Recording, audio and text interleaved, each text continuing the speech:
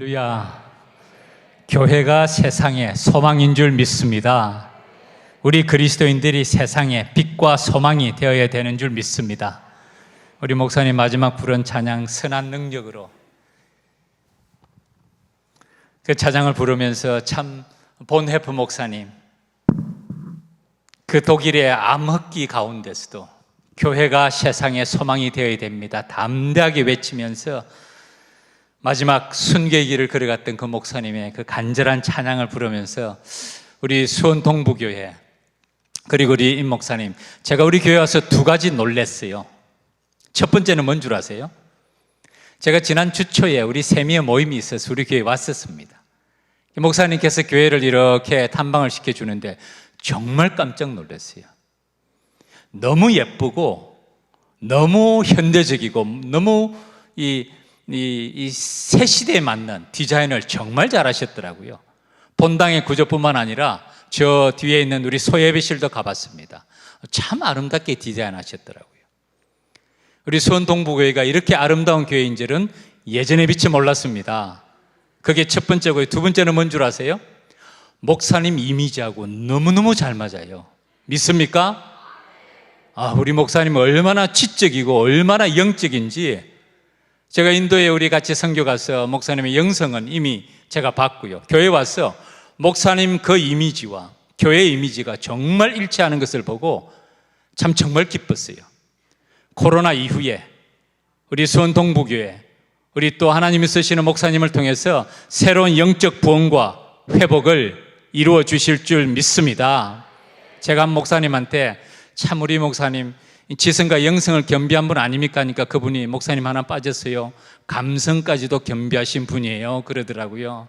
지성과 영성과 감성을 겸비하시고 코로나 이후에 정말 무너진 성벽을 재건하라는 이 사명에 귀하게 쓰임받는 우리 수원 동부교회 우리 목사님 그리고 온 성도들이 되기를 주의 이름으로 축원합니다.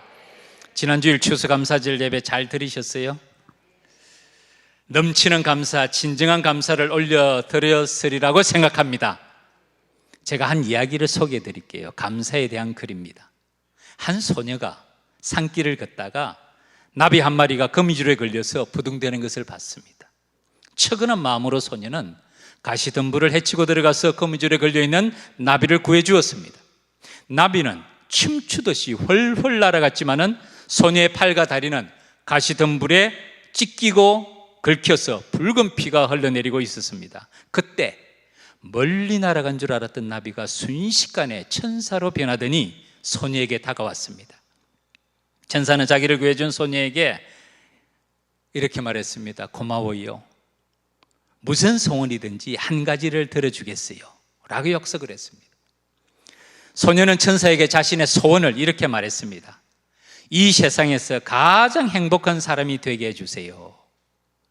이 말을 들은 천사는 소녀의 귀에 무슨 말인가를 속삭이고 사라졌습니다. 소녀는 자라나서 성인이 되고 결혼을 하고 자녀를 낳고 할머니가 되도록 늘 행복하게 살았습니다. 그녀의 곁에는 언제나 좋은 사람들이 있었고 행복하게 살아가는 그녀의 모습을 모두가 푸른 눈으로 바라보고 있었어요. 세월이 흘러 어느덧 소녀도 백발의 할머니가 되었습니다. 이제 임종을 눈앞에 두게 되었어요. 그때 사람들은 할머니께 모였습니다. 그리고 할머니께 질문했습니다. 할머니, 평생 행복하게 살 수 있었던 비결이 무엇이었습니까? 그때 할머니는 웃으면서 이렇게 말을 했습니다. 내가 소녀였을 때 나비 천사를 구해준 적이 있는데 그때 그 천사가 나를 평생 행복한 사람이 되게 해주었어요. 그때 그 천사가 나에게 이렇게 속삭였어요. 나를 구해줘서 정말 고마워요. 소원을 들어드릴게요. 무슨 일을 당하든지 어떤 상황에서든지 항상 감사하다고 말하세요. 그러면 당신은 평생 행복하게 될 거예요. 이 말을 듣고 그 소녀는 그때부터 무슨 일을 당하든지 어떤 상황이든지 항상 감사했더니 정말 평생에 행복한 사람이 되었어요 라고 말을 했다는 글을 보았습니다. 사랑하는 믿음의 가족 여러분, 이건 성경 이야기입니다. 여러분, 성경이 뭐라고 말씀하시죠? 데살로니가전서 5장 16절 말씀, 우리가 잘 아는 말씀이죠. 항상 기뻐하라, 쉬지 말고 기도하라, 범사에 감사하라. 이는 그리스도 예수 안에서 너희를 향하신 하나님의 뜻이니라. 여러분, 하나님의 뜻이라는 말은 절대 명령이라고 말합니다. 어떤 상황, 어떤 여건에서든지 절대로 지켜야 되는 절대 명령이 하나님의 뜻인데, 성경에서는 명백하게 하나님의 뜻이라고 말씀하는 구절이 생각보다 많지 않아요. 항상 기뻐하고, 그 다음에는 쉬지 말고 기도하고, 범사에 감사하라. 또 뭐가 있을까요? 찬양하라, 전도하라, 사랑하라. 이게 절대 명령입니다. 이 절대 명령에 우리가 순종할 때 하나님이 약속하신 이런 행복한 삶을 살 수 있는데, 우리가 이 말씀을 모르는 사람은 아무도 없을 거예요.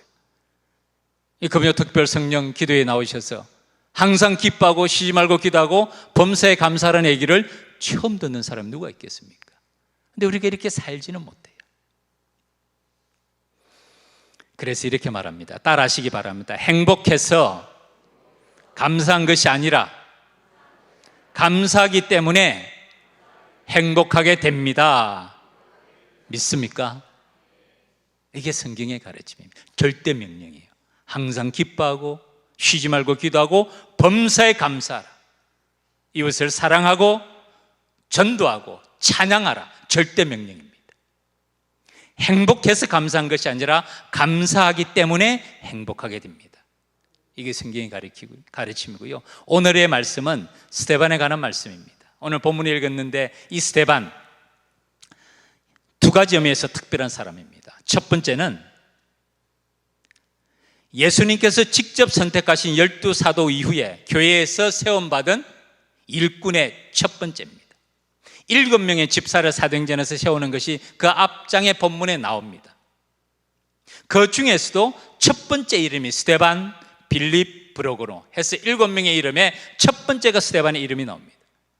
예수님께서 12사도는 직접 세우셨어요. 그리고 그 다음 세대 교회의 일꾼을 세우는데 제 첫 번째로 이름이 들어간 사람이 스데반이었습니다. 두 번째로 이 스데반은 사역의 기간이 매우 짧습니다. 불꽃처럼 살다가 간 사람이에요. 첫 순교자가 됩니다. 그러나 놀랍게도 그의 사역은 끝나지가 않았습니다. 지금도 그의 사역은 계속되고 있어요. 짧은 사역 기간, 불꽃같이 살아갔던 첫 번째 순교자였지만은 지금도 그 사역은 계속되고 있는 것이에요. 그래서 스데반은 특별한 사람입니다. 성경에는 세 종류의 인생을 말합니다. 첫 번째 인생은요, 시작은 좋았습니다. 그러나 마지막은 좋지 않은 사람이 있어요. 시작은 매우 좋았는데 끝이 좋지 않은 사람이 있어요. 대표적으로 누굴까요? 가룟 유다예요. 가룟 유다, 예수님의 12사도 중에 한 사람으로 선택된 사람이었어요. 예수님을 직접 만난 사람이었어요. 3년 동안 예수님의 사역을 직접 눈으로 목격하고 그 말씀을 들었던 축복 중에 축복을 받은 사람이죠. 그러나 그는 끝까지 변화되지가 않습니다. 마지막까지 변화되지 않아요. 오히려 배신자들의 길잡이가 됩니다. 예수님께서 뭐라 그러셨죠? 차라리 태어나지 않았으면 더 좋았을 뻔하였다. 정말 안타까운 사람이에요. 시작은 매우 좋았지만은 끝이 매우 나쁜 사람입니다. 오늘날 우리에게 반면교사, 타산지석이 됩니다. 여러분, 또 한 사람 성경에 등장합니다. 니골라라는 사람이에요. 이 니골라라는 사람은 초대교회 7집사 가운데 스데반과 빌립과 브로그로와 니가노르와 디몬과 바메나와 그 다음에 마지막 7번째 사람이 유대교에 입교했던 안디옥 사람 니골라를 택하여 처음에는 7집사 중에 한 사람으로 피택이 된 사람. 이때 7집사 중에 한 사람 피택되는 것은 대단한 일이었어요. 초대교회는 초대형 교회였습니다. 베드로가 설교할 때 3,000명, 5,000명의 회개 역사가 일어났어요. 3,000명, 5,000명이면 남자들의 성인 숫자예요. 거기다가 플러스 여성들, 플러스 아이들까지 합하면 이건 엄청난 교회 사이즈입니다. 예루살렘 초대교회는 초대형 교회였어요. 그 가운데서 일곱 사람만 피택이 되는데 그 일곱 사람 피택이 되는 일이 보통이었겠어요? 첫 번째가 스데반이었고 맨 마지막의 사람이 니골라였어요. 그 일곱 사람의 기준은 우리가 아는 대로 성령 충만, 지혜 충만, 칭찬 충만이에요. 성령과 지혜가 충만하여 칭찬 듣는 사람 일곱을 택하라. 사도들이 명백한 기준을 제시합니다. 그 기준에 부합했던 사람 중에 한 사람이 니골라였어요. 얼마나 처음은 좋았습니까? 그런데 나중에는 어떻게 될까요? 이 니골라는 배교의 길을 갑니다. 이단이 됩니다. 요한계시록에 보면 니골라당의 교훈을 주의하라 여러 번 나와요. 아시아 일곱 교회 보내는 편지 가운데서 니골라당의 교훈을 주의하라, 나도 주의한다, 니골라당의 교훈을 주의하라 여러 번 계속 나옵니다. 처음에는 일곱 집사 중에 한 사람으로 피택이 돼서 그렇게 쓰임받은 사람이었는데 마지막에는 너무너무 끝이 안 좋은 사람이에요. 빌립보서 2장 12절 말씀, 항상 복종하여 두렵고 떨림으로 너희 구원을 이루라. 그러므로 나의 사랑하는 자들아, 너희가 나 있을 때뿐만 아니라 지금 더욱 나 없을 때에도 항상 복종하여 두렵고 떨림으로 너의 구원을 이루어 가라. 처음 사랑을 잊어버리지 말라는 말씀입니다. 두렵고 떨림으로 처음 사랑, 우리가 주님을 처음 만났을 때 그 감격을 잊어버리지 말라는 의미가 있습니다. 교회에서 어떤 일을 하든지 무슨 봉사를 하든지 십자가의 은혜와 사랑이 근본 동기가 되라는 말씀이에요. 그 첫사랑을 잊어버리지 말라는 거예요. 이 믿음의 길을 잊어버리면 정말 안타까운 마지막의 길을 가게 되는 사람, 가룟 유다와 니골라입니다. 첫 번째 케이스입니다. 두 번째, 시작은 좋지 않았지만 끝이 좋은 사람이 있습니다. 대표적으로 누구를 얘기를 들 수 있을까요? 사도 바울이에요. 시작은 좋지 않았어요. 그는 처음에는 핍박자여 박해자였습니다. 그런데 그는 나중에는 복음을 위하여서 자기의 전 생명을 던지는 사람이 됩니다. 스데반을 처형할 때도 사도 바울의 이름이 나옵니다. 7장 맨 마지막에 스데반의 순교 장면이 나올 때 그 스데반의 순교에 가담했던 사람들이 옷을 벗어서 한 청년의 발 앞에 둡니다. 그 사람의 이름이 사울이라는 청년의 이름이 나와요. 이 사람이 그 사람이잖아요. 우리가 잘 아는 대로 이 사울이 변화되어서 나중에는 사도 바울이 됩니다. 사울은 처음에는 이 크리스천들을 죽임을 당해도 마땅했던 사람으로 봅니다. 사실은 7장 후반절에 보면 그 말씀이 나옵니다. 8장 3절이죠. 사울이 교회를 잔멸할세, 각 집에 들어가 남녀를 끌어다가 옥에 넘기니라. 여기서 사울이 교회를 잔멸하다는 이 말은 오늘 우리가 바퀴벌레 잡듯이 그런 의미예요. 바퀴벌레를 어떻게 잡습니까? 완전히 없애버리죠. 사울이 처음에는 교회를 얼마나 핍박했냐면은 교회를 잔멸할세, 각 집에 들어가 남녀를 끌어다가 옥에 넘길 만큼 열심히 특심이었습니다. 확신범이에요, 확신범. 그런데 그가 주님을 만나죠. 다메섹에서 주님을 만나고 난 다음에 그가 180도로 변합니다. 그리고는 박해자요 핍박자였어요. 그 다음에는 어떻게 변합니까? 목숨 걸고 복음을 전하는 반포자가 됩니다. 처음에는 안 좋았어요.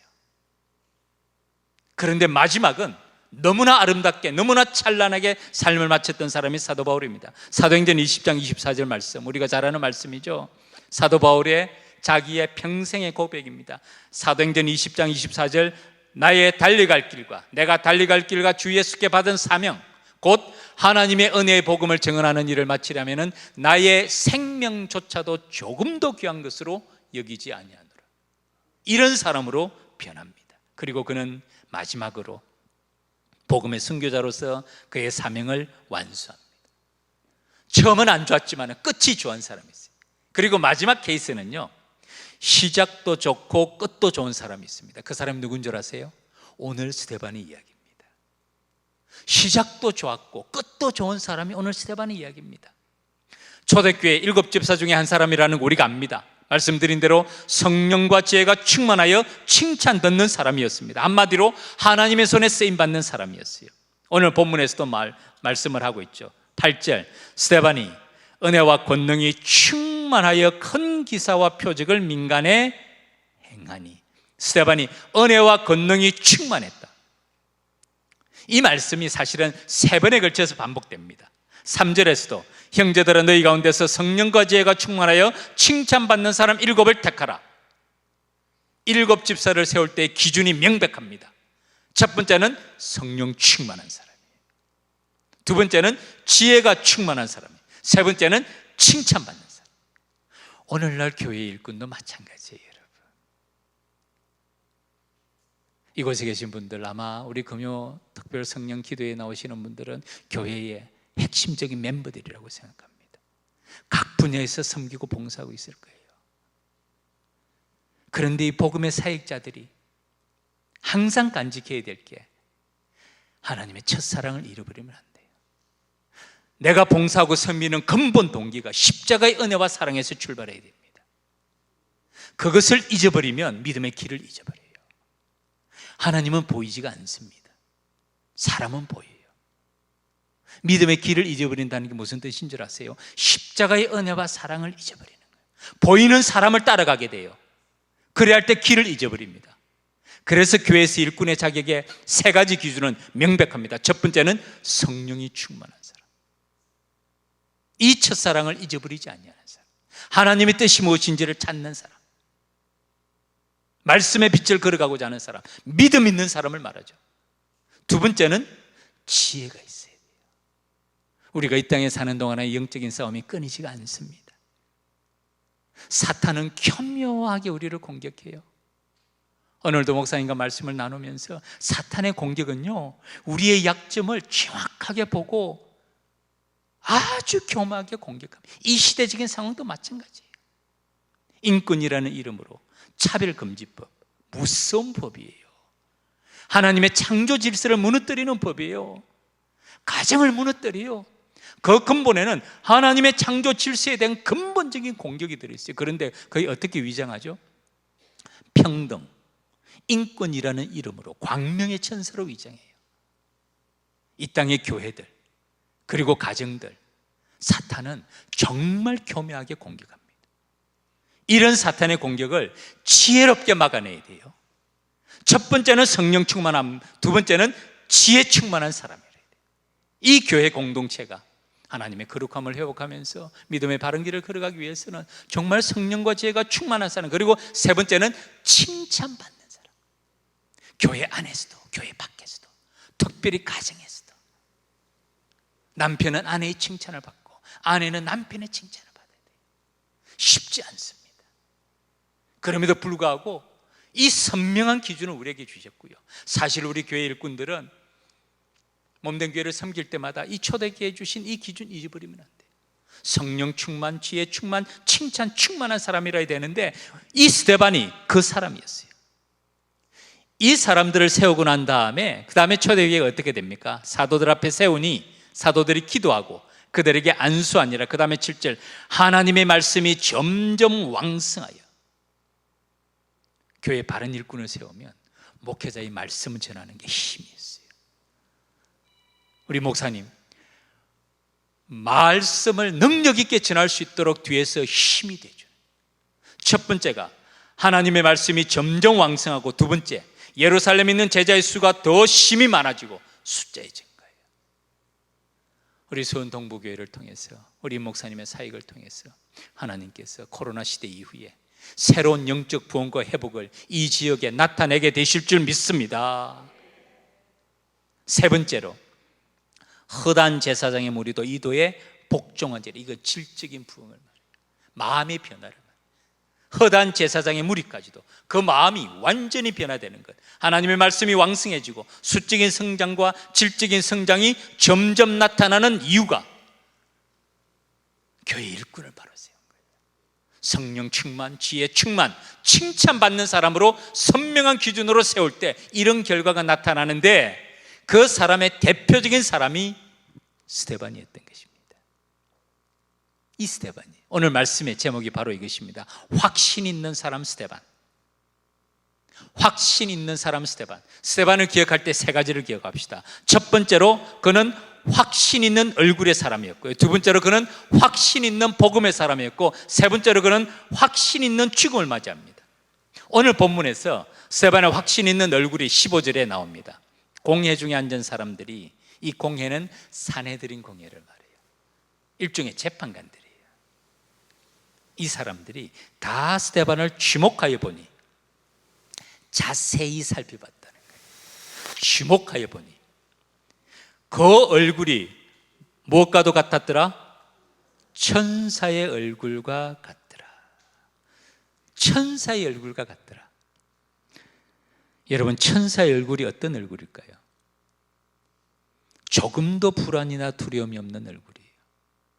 밝고 환한 얼굴이에요. 미소가 있고 광채가 있는 얼굴이에요. 어디서부터 이런 능력과 이런 얼굴을 가질 수가 있을까요? 지금 이 상황은요, 보통 상황이 아닙니다. 지금 이 공회, 산헤드린 공회는 재판관들이에요. 분위기가 알마대로 말하면 살벌해요. 썰렁해요. 이 사람들의 모임 목적은 스데반을 죽이고자 모였어요. 그래서 스데반에게 죄명을 짚어씌웁니다. 성전 모독죄, 율법 모독죄, 이거는 신성 모독죄고, 이 신성 모독죄의 유죄라고 판결이 되면 사형이에요. 11절, 사람들을 매수하여 말하게 하되, 매수했다는 말, 이 말은 무슨 뜻이죠?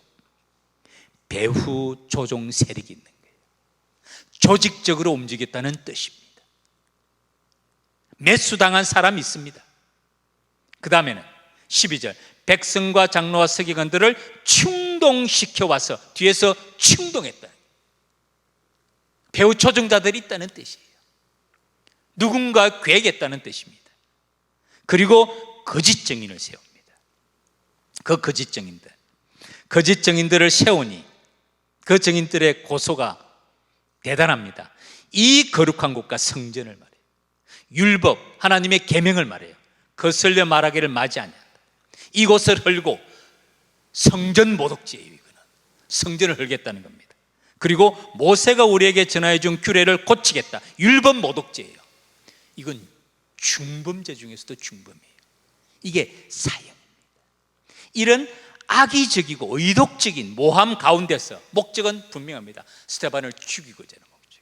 이런 상황 가운데서도 스데반의 얼굴이 무엇과 같았다고요? 천사의 얼굴과 같더라. 어느 한 분의 표현이, 얼굴은 내 것이나 표정은 내 것이 아닙니다.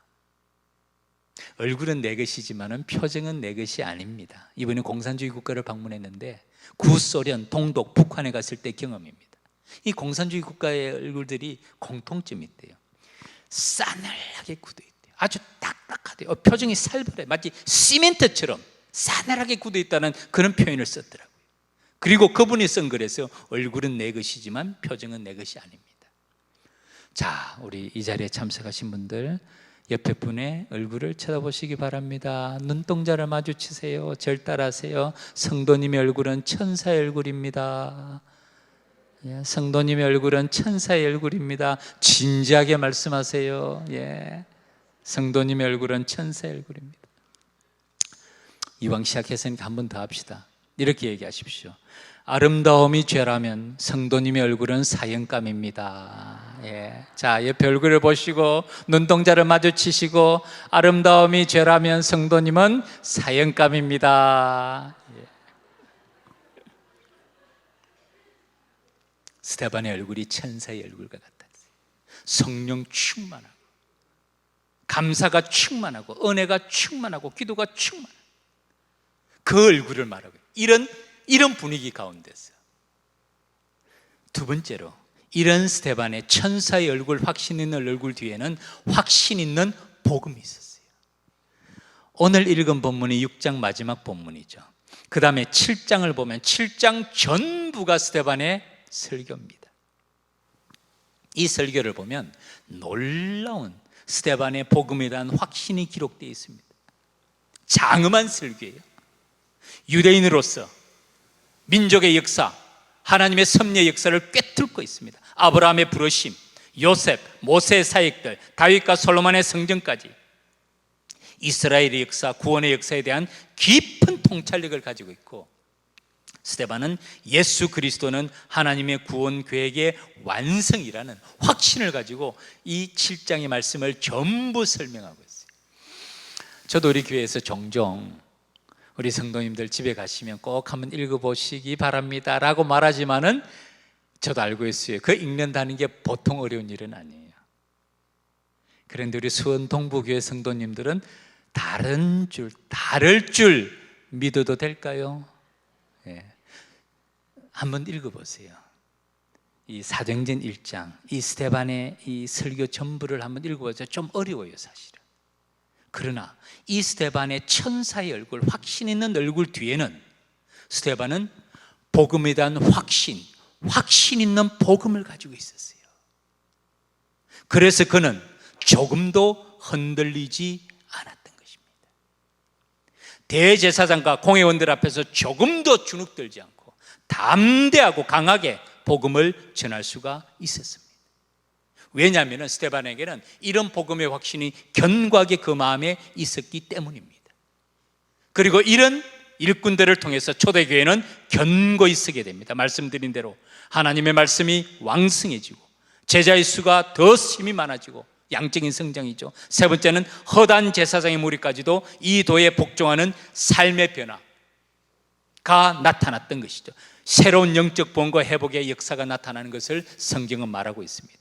마지막으로 스데반이 가지고 있던 확신은 확신 있는 죽음을 맞이한 부분이에요.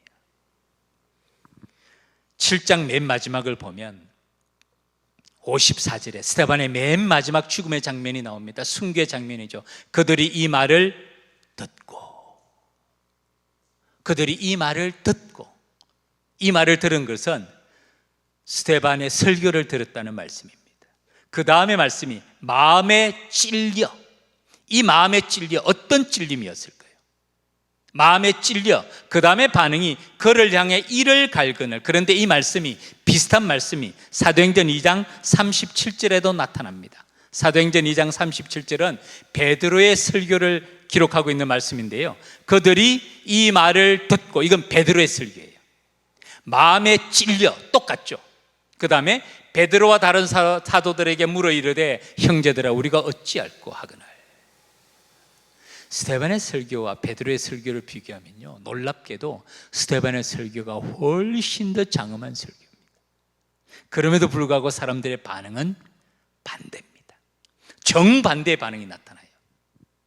조금 좀 들어가서 이 마음에 찔려라는 이 단어의 원어적인 의미를 살펴보면요, 우리 단어로는 찔려라는 단어가 동일한 말이지만 원문은 다릅니다. 베드로에게 있어서는 베드로가 그들이 이 말을 듣고 마음에 찔려라고 말할 때 이 베드로의 설교에 나타나는 마음에 찔린다는 말은 속살을 찌르다, 따끔하게 하다, 마음을 동요시키다 는 뜻의 마음을 찌르다는 뜻이에요. 그런데 스데반에 있어서 마음에 찔려 이 뜻은 화를 나게 하다, 마음을 조각조각 톱질하다 이런 의미인데 세번역 성경에 이렇게 표현합니다. 그들은 이 말을 듣고 격분했어.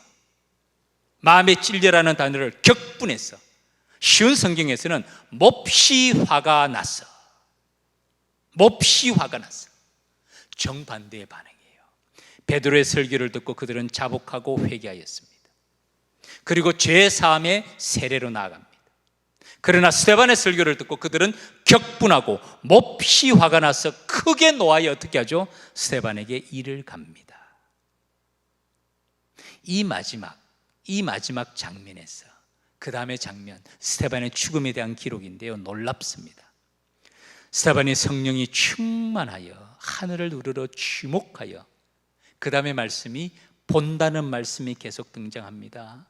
하나님의 영광과 및 예수께서 하나님 우편에 서신 것을 보고 영안이 열린 거예요.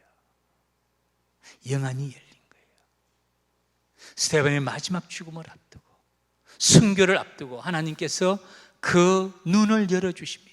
하늘을 우러러 주목하여 하나님의 영광과 및 예수께서 하나님 우편에 서신 것을 봅니다. 그 다음에 말씀이 보라 하늘이 열리고, 보라 하늘이 열리고 인자가 하나님 우편에 서신 것을 보노라. 놀라운 일이죠. 사랑하는 믿음의 가족 여러분, 하나님께서 우리의 영안도 열어주실 줄 믿습니다. 예배 가운데 모인 사람만 보는 것이 아니라 하나님의 영광을 볼 수 있는 영안을 열어주시는 은혜가 이 시간 가운데 임하기를 주의 이름으로 축원합니다. 사람을 보러 오는 게 아니에요. 사람을 만나러 오는 게 아니에요. 하나님의 영광을 바라보고 믿음의 눈으로 예배 가운데 임재하시며 그 영광 받으시는 하나님 바라보면서 그 주님께 합당한 경배와 찬양을 올려드리는 모든 믿음의 가족들이 되기를 주의 이름으로 축원합니다. 스데반이 그렇게 말할 때 이 사람들이 어떻게 행동합니까? 그들이 큰 소리를 지르며 기를 막고 일제히 그에게 달려듭니다. 공격하는 거예요. 공격하는 거예요. 그리고 그를 스데반을 돌로 칩니다. 스데반이 마지막 기도가 두 가지입니다. 주여 내 영혼을 받으시옵소서. 주여 내 영혼을 받으시옵소서. 정말 우리도 마지막에 이 기도를 드릴 수가 있어야 돼요. 언제 어디서 어떻게 주님을 만날지는 모릅니다. 그러나 그때 주여 내 영혼을 받으시옵소서 기도할 수 있는 저와 여러분의 믿음의 걸음이 되기를 주의 이름으로 축원합니다. 미국의 아이비리그 동부에 있는 그런 오래된 대학들의 그런 프린스턴, 예일, 하버드 좋은 대학들이 있잖아요. 그 가운데서 유명한 세 개의 강자가 있다는 얘기를 들었습니다. 하나는 첫 번째는 우리가 잘 아는 대로 정의란 무엇인가, 마이클 샌더스 교수죠. 정의란 무엇인가, 우리나라 책도 아주 두껍게 번역된 책이 있죠. 가장 인기 있는 강좌 가운데 하나랍니다. 두 번째는 행복이란 무엇인가 라는 강좌가 있대요. 참 좋은 주제잖아요. 아까 나비천사 얘기됐잖아요. 행복이란 무엇인가, 정말 무엇이 행복인가. 삶을 살아가면서 우리 모두 행복한 삶을 살기를 바랍니다. 하나님은 하나님의 백성들이 복된 삶을 살아가기를 바라세요. 그게 행복한 삶입니다. 고난과 고통으로부터의 구원, 죽음으로부터의 구원을 약속해 주셨어요. 그게 하나님의 백성들의 복된 삶입니다. 행복한 삶이란 무엇인가, 행복이란 무엇인가고, 세 번째는 죽음이란 무엇인가라는 강좌가 있대요. 이 정의란 무엇인가, 행복이란 무엇인가는 하버드 강의인데, 죽음이란 무엇인가는 예일대학에서 하는 강의라고 얘기를 들었어요. 그 강의의 내용의 주제는 이겁니다. 모든 사람은 자기가 죽는다는 것을 확실하게 알고 있는 유일한 피조물이라는 거예요. 자기가 죽게 된다는 것을 알고 있는 유일한 피조물이 사람이라는 거예요. 여러분, 나무가 알겠어요? 하늘에 나는 새가 알겠어요? 물고기가 알겠어요? 우리가 키우는 강아지가 알겠어요? 오직 인간만이 자기가 죽게 될 것이라는 것을 알고 있는 유일한 피조물이다. 그런데 안타깝게도 사람들 대부분은 그 마지막을 준비하지 못한다는 겁니다. 왜냐하면 마지막 순간까지 그것을 믿으려고 하지 않는데요. 마지막 순간까지 그것을 믿으려고 하지 않는다는 거예요.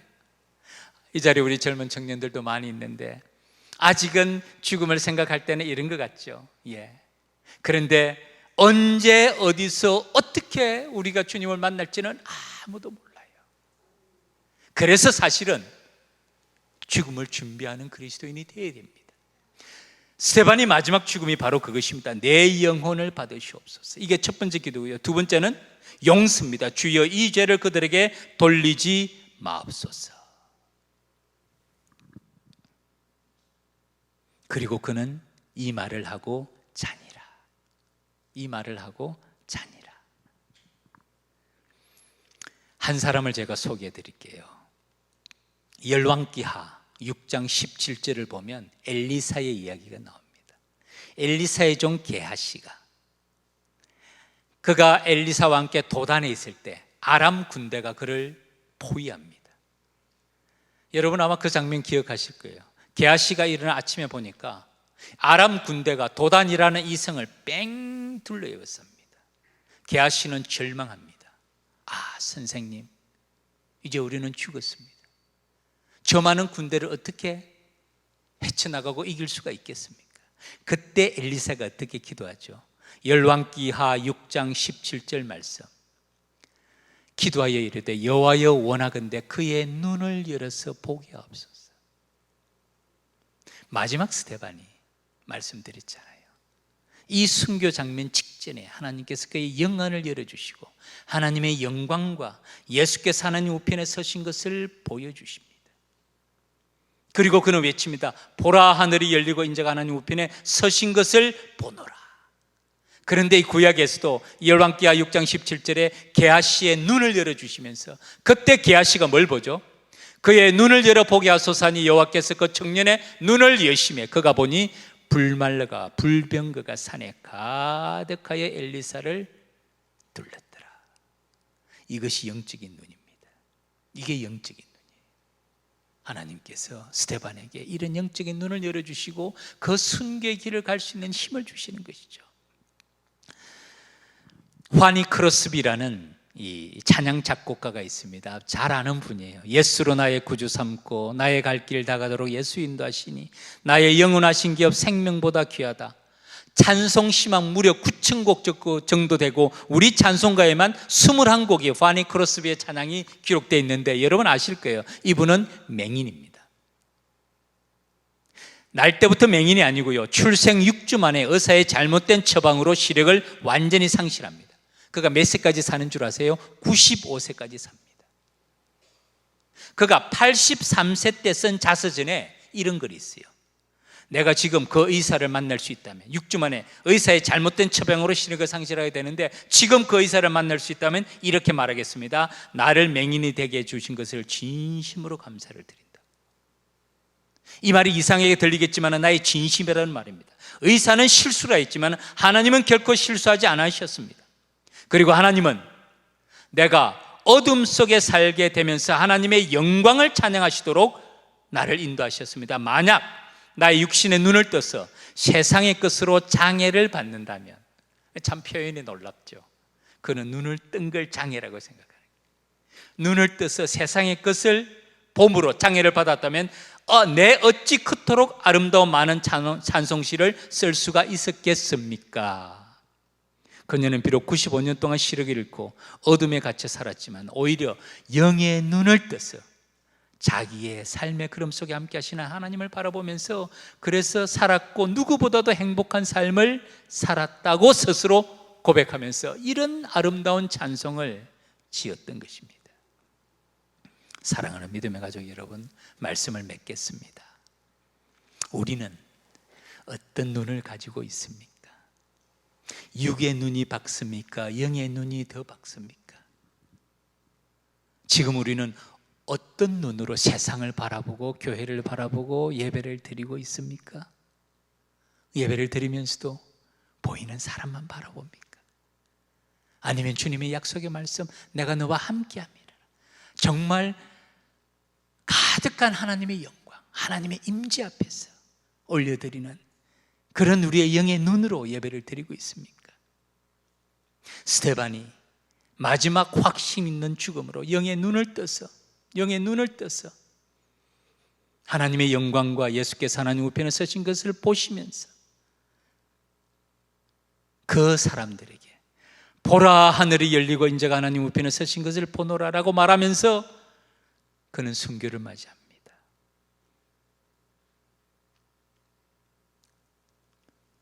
여러분, 스데반의 이름이 이후에 어디에 다시 등장하는 줄 아십니까? 디모데후서 4장 8절에 사도 바울의 마지막 유언이 나옵니다. 우리가 잘 아는 말씀입니다. 디모데후서 4장 8절 한번 보실까요? 같이 한번 읽어봅시다. 다 같이 읽겠습니다. 시작. 이제후로는 나를 위하여 의의 면류관이 예비되었으므로 주곧 의로우신 재판장이 그날에 내게 주실 것이며 내게만 아니라 주의 나타나심을 사모하는 모든 자의 계돈이라. 아멘. 이 화면 좀 그대로 두시죠. 여러분, 여기서 스데반의 이름이 어디서 나오는 줄 아세요? 이제후로는 나를 위하여 의의 스테파노스. 스테파노스의 이름이 면류관이라는 뜻이에요. 이제 나를 위하여 의의 스테파노스가 예비되었으므로 마지막 사도 바울의 유언과 같은 이 기도 가운데 스데반의 이름이 나옵니다. 존 폴락이라는 사람이 사도 바울이라는 책을 썼는데요, 그는 그 책에서 이렇게 말합니다. 스데반의 기도가 없었다면 스데반의 사도 바울의 설교가 없었을 것입니다. 스데반의 기도, 영혼을 의탁하는 기도, 용서의 기도가 없었다면 사도 바울의 설교, 전도가 없었을 거라는, 사도 바울과 스데반의 관계를 가장 압축적으로 요약한 말입니다. 어쩌면 사도 바울은 마지막 죽음을 생각하면서 이 스데반의 순교를 생각했을 거예요. 나의 달려갈 길과 주 예수께 받은 사명 곧 하나님의 은혜의 복음을 전하는 일에는 나의 생명도 조금도 귀한 것으로 여기지 아니하노라. 스데반의 그 순교의 장면을 목격했던 것이 사도 바울이었습니다. 이제 나를 위하여 의의 면류관이 예비되었으므로 죽어도 이르신 재판장이 그날에 내게 주실 것이니 내게만 아니라 죄 나타나심을 사모하는 모든 자의 계돈이라라는 사도 바울의 마지막 유언을 남기면서 그때 스데반의 이름이 나옵니다. 아마 사도 바울은 마지막 죽음을 바라보면서 이 스데반을 기억했을 거예요. 성경학자들은요, 스데반과 사도 바울은 친구였다고 봅니다. 동년배였다고 봐요. 서로 아는 사이였다고 봅니다. 그러나 정반대의 길을 가죠. 사도 바울은 처음에는 박해자였습니다. 핍박자였습니다. 예수 그리스도를 믿는 사람을 잔멸한, 마치 바퀴벌레를 잡아 죽이듯이 죽였어요. 그러나 스데반은 처음부터 복음의 길을 갔고 짧은 삶이지만은 순교의 삶을 살았는데 그 순교의 삶이 사도 바울의 사역으로 바로 연결이 됩니다. 제가 한 이야기만 소개해드리고 말씀을 맺겠습니다. 어떤 한 사람이 무덤가를 지나다가 서서 묘비를 보았어요. 그 묘비에는 이렇게 써져 있었습니다. 나도 전에는 당신처럼 그 자리에 그렇게 서 있었소 라고 적혀 있었습니다. 그 사람은 그거를 보고 픽 하고 웃었습니다. 그 묘비 둘째 줄입니다. 나도 전에는 당신처럼 그곳에 서서 그렇게 웃고 있었소 라고 적혀 있었어요. 그랬더니 이 사람이 좀 더 진지해졌습니다. 세 번째 줄을 읽었습니다. 이제 당신도 나처럼 죽을 준비나 하시오. 그리고 마지막 인용문입니다. 죽음은 사나운 개처럼 문 밖에 서서 기다리고 있습니다. 죽음을 처음 마주하는 사람은 그 맹견에게 물어뜯겨 고통과 두려움을 끌려갑니다. 저희 교회에서도요, 한 1년에 한 30번 정도 장례식이 있습니다. 한 달에 2-3번 정도는 있어요. 어제도 장례식이 있었습니다. 참 장례식은 슬픕니다. 호상은 없습니다. 슬픈 장례. 그러나 우리에게는 그 장례식을 통해서 그 다음 부활의 소망이 있다는 것이 우리에게 얼마나 큰 힘이 되는지 모릅니다. 이 마지막 부분입니다. 그러나 우리 그리스도인은 매주 죽음을 이긴 이와 교제하기에 죽음도 우리 앞에서는 잘 길들여진 인도견이 되어 우리를 영생의 나라로 인도합니다. 그래서 죽을 준비가 마쳐진 상태를 그리스도인이라고 합니다. 사랑하는 믿음의 가족 여러분, 말씀을 맺겠습니다. 스데반, 확신 있는 믿음의 얼굴을 가진 사람이었어요. 그는 확신 있는 복음의 사람이었고 그는 마지막 확신 있는 죽음을 맞이합니다. 그리고 그는 복음을 위하여서 주님 앞에 쓰임받는 귀한 사람으로서의 사명을 마감합니다. 비록 그는 불꽃처럼 짧은 삶을 마쳤지만 그의 삶은 거기서 끝나지 않아요. 그의 삶은 사도 바울의 온 사역으로 연결이 됩니다. 스데반의 기도가 없었다면 사도 바울의 설교가 없었을 것이라는 말은 명언 중에 명언이에요. 사랑하는 믿음의 가족 여러분, 우리가 이 땅에 사는 동안 시험과 고난과 어려움은 파도처럼 밀려옵니다. 그러나 우리도 확신 있는 믿음으로 이 모든 것들을 넉넉히 이겨내며 믿음의 눈을 떠서 코로나 시대 이후에 새로운 영적 구원과 회복을 위하여 쓰임받는 믿음의 백성들이 되기를 주의 이름으로 축원합니다. 그런 수원 동부교회가 되기를 주님의 이름으로 축원합니다. 우리 목사님과 함께 한 마음으로 그 사명 잘 감당하기를 주의 이름으로 축원합니다. 기도드리겠습니다. 하나님 아버지, 코로나 이후에 새로운 영적 부흥과 회복을 허락하여 주시옵소서. 그 일에 쓰임받는 주의 백성들 되게 하여 주시옵소서. 우리 수원 동부교회가 이 지역사회, 이 국가와 민족을 위하여 깨어있는 교회가 되게 하시고, 하나님 아버지, 우리 목사님과 함께 주님의 손에 쓰임받는 귀한 사명 감당하도록 주님 은혜 내려 주시옵소서. 우리 주 예수 그리스도의 이름으로 기도 올립니다. 아멘.